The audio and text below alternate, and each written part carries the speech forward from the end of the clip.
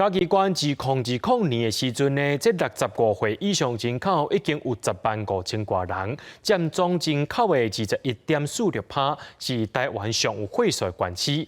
为着要让时段会当找到适当的头路，嘉义县政府甲中正大学做伙伫民雄成立研发人才服务据点，13正式营运。服务人员参时段详细讨论找头路的需求甲条件。嘉义县第一个专门服务时段的就业服务据点，设伫民雄早安公园边啊。13早时正式接牌启用，现场就有一寡时段留资料，希望会当找到头路。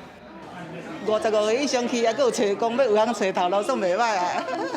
所以讲你会想要利用这个来找头路吗？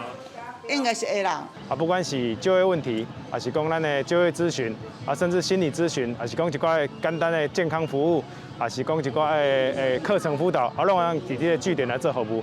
中正大学高龄下系创新研究中心表示，台湾伫4、5冬了后，就会进入超高龄社会。如何运用甲培育高龄人口，是解决人口老化问题进程、维持台湾产业发展的重点。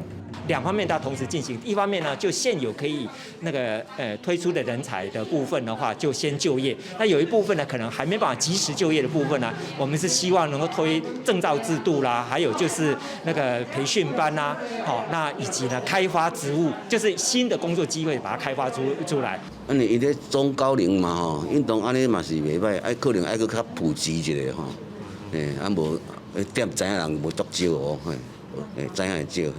罗清楚表示，时代找头路的困难，确实是交通甲工作时间，已经针对春秋工时甲企业讨论新的工作机会。未来这个服务据点，嘛会伫海区甲山区来设立，希望替嘉义县的时代建立完整的工课媒合平台。记者林慧婷，嘉义报道。